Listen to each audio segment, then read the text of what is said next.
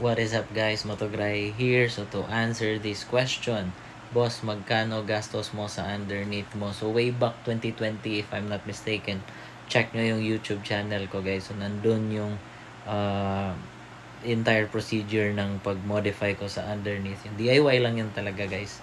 But nonetheless, to answer this, magkano? So actually mura lang talaga yung ano niya, yung mismong fairing kumbaga galing sa Indonesian.